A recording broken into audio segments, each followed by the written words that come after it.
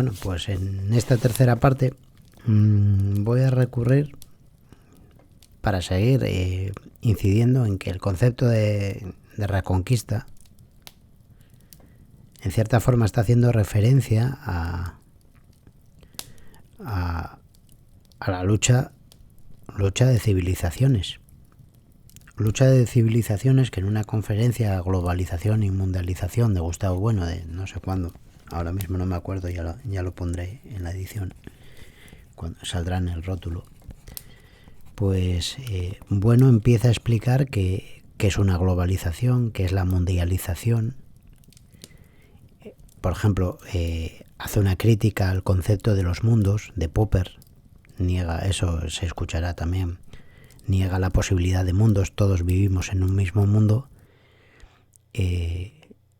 Habla de que hay una parte que trata de encerrar, englobar a las otras, pero que nunca lo consigue. Pero bueno, las globalizaciones siempre son de partes, un intento de englobar a todas las demás, una sociedad que trata de englobar a las demás, de tal. Pero la idea de mundo, de que hay mundos, hay un momento en que es muy muy divertido cuando dice, tú vas a una exposición y el universo Picasso. Entonces dice, te lo plantean como una esfera inmanente que tú llegas allí y no necesitas ir a ningún otro sitio. Tú es una esfera que es total ella misma, y entonces tú con ver solo cuadros de Picasso ya has visto el arte entero del mundo. No necesitas ir a otros sitios. Y esta idea pues la niega, ¿no? Y esta es la base de las culturas, ¿no? Las culturas como esferas cerradas en sí mismas que chocan unas contra otras. Y me parece que esa es la base del término reconquista. La idea de reconquista además es que lo plantea clarísimamente. El islamismo es una cosa que aparece de la nada y con la que vamos a confrontarnos, en la que no hay ningún intercambio posible, no hay ningún punto de conexión. Todo es separación absoluta. Pero bueno, más o menos lo dice aquí, bueno. La doctrina física. Entonces resulta que el mundo es único. Y además, el mundo es una tesis que muchas veces citamos a Mautner, que autor de una frase, un poco el mentor de Wittgenstein, ¿verdad? Una frase muy famosa hablando de este asunto, diciendo, es una insolencia hablar de mundos en plural como si hubiera varios, cuando no hay más que uno, ¿verdad? El mundo es un único mundo. Y por eso la crítica que nosotros hacemos a Popper reside precisamente en esta, en haber utilizado Popper con inconsciencia absoluta el concepto de mundo para hablar de los géneros de materialidad. No se puede llamar mundo porque es que tergiversa completamente la situación, es que no son mundos, sencillamente porque no son mundos, ¿verdad? Y cuando se habla del tercer mundo y el segundo, pues no son mundos tampoco, son regiones o lo que fuera, no son esferas, no son mundos. Y por eso los problemas del relativismo cultural, del que se hablará en su momento en este curso, que está muy relacionado con la globalización, como vemos, los problemas del relativismo cultural vienen de este caso precisamente. Y la tesis que nosotros hemos defendido en el mito de la cultura es precisamente que no hay esferas culturales, sencillamente, y por tanto no hay choque de civilizaciones, porque no hay civilizaciones. Porque la civilización es única, por lo menos en el concepto clásico de civilización, de los clásicos de la antropología me refiero, es una sola, si no es civilización. Y porque, en el concepto de los clásicos, me refiero, y porque las diferentes esferas no son tales unidades, sino que cada una de ellas es conjuntos, casi mosaico muchas veces, de rasgos culturales diferentes, que son los que son incompatibles entre sí. Para hablar rápidamente un ejemplo y aproximarnos al asunto. Si nosotros hablamos del islamismo y del cristianismo, o de la civilización musulmana mágica, diría Spengler, o fáustica, la nuestra, ¿verdad?, como dos esferas, pues entonces entre ellas habría una incompatibilidad absoluta, ¿verdad?, el choque de civilizaciones. Pero esto es porque se supone que son dos esferas culturales, dos culturas. Cuando se habla de el mito de la cultura es esto realmente. El principal mito de la cultura desde el punto de vista político es este, es concebir la cultura como una esfera. Ese es el mito principal. Una esfera que además tiene inmediatamente atributos políticos, tiene que ser el Estado, etc. Y entonces, si se rompe la hipótesis de que no haya tal, entonces entre islamismo y cristianismo, lo que hay son un mosaico de rasgos culturales compartidos, naturalmente, porque ambos proceden de otras culturas anteriores, y hay rasgos que son incompatibles, hay rasgos totalmente incompatibles. Entonces, decir, no, es que son compatibles, no, es que eso no tiene sentido. Hay rasgos incompatibles. Por ejemplo, todo lo que tiene que ver con la religión. Ahí la incompatibilidad es total, por mucho que se diga, ¿verdad? Y es total, porque es imposible que el dogma de la encarnación cristiana, en donde Dios, la segunda persona, se hace hombre, eso es incompatible con la doctrina del Dios aristotélico musulmán de Alá, ¿verdad? Donde eso es una blasfemia, como se dijo constantemente. Y las luchas de moros y cristianos pues han sido seculares, porque es incompatible.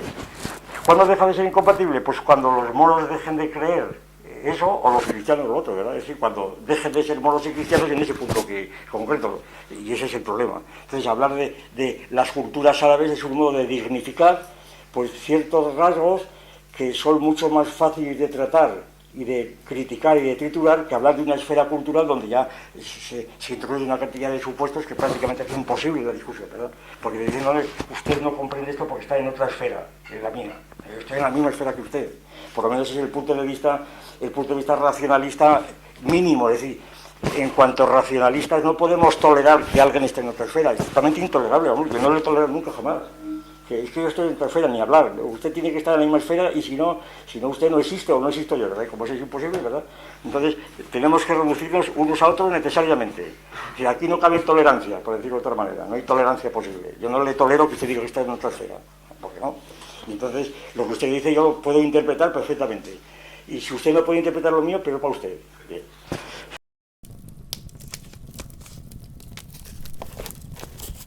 Está muy bien. Todos somos la misma cultura.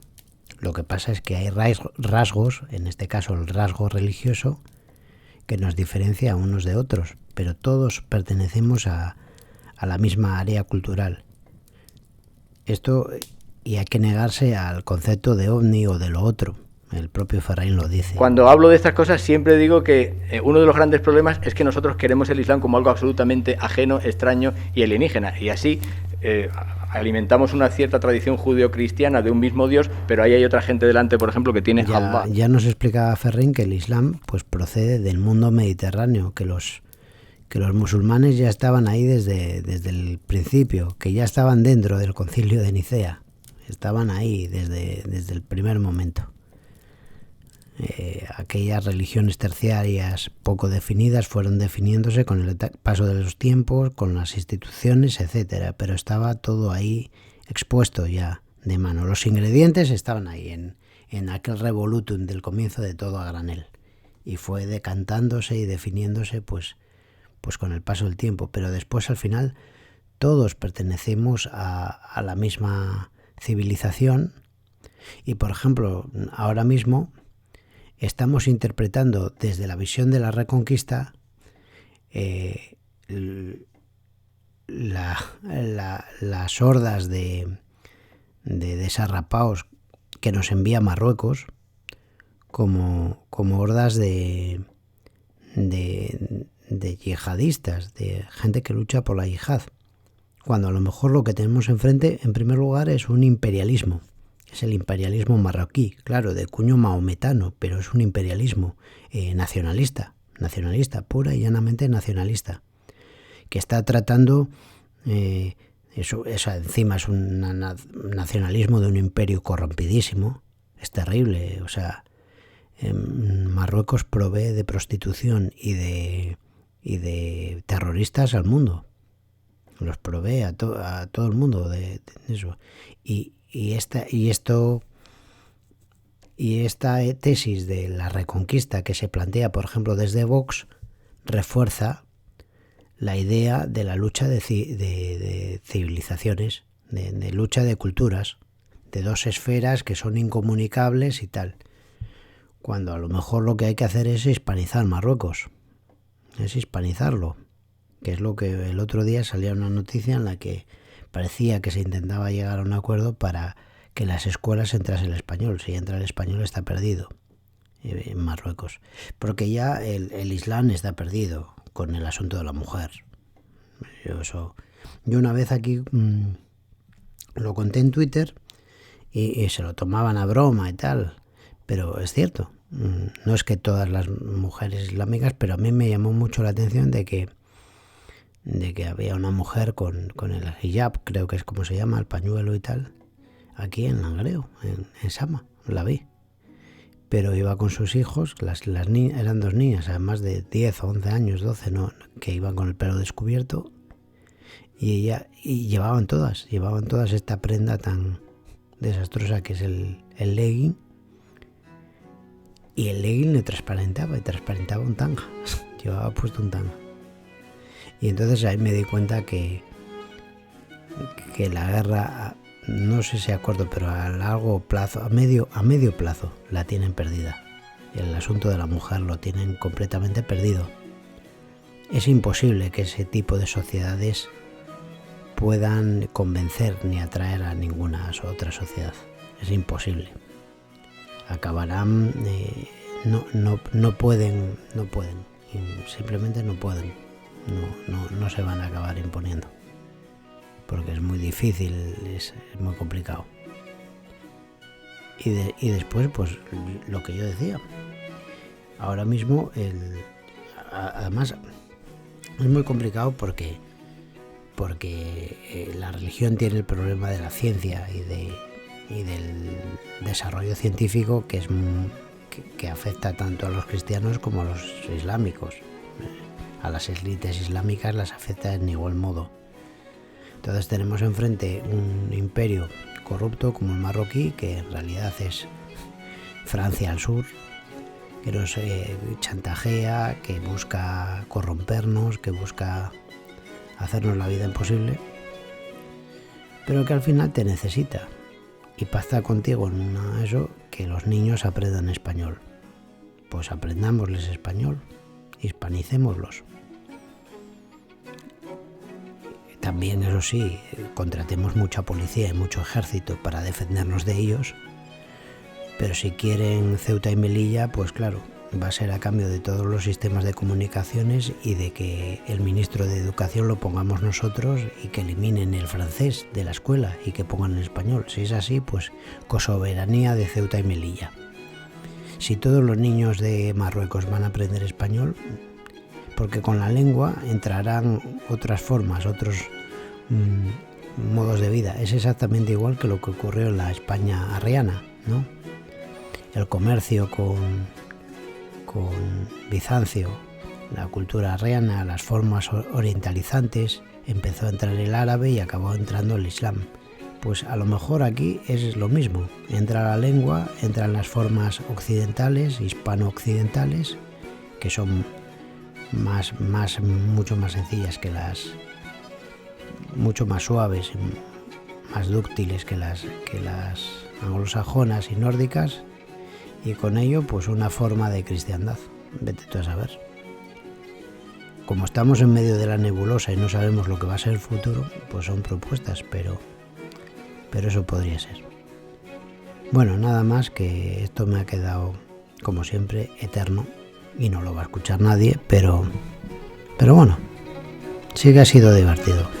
Hacía tiempo que no me salía uno de estos. Ha sido divertido. Bueno, nada más. Venga, hasta otra.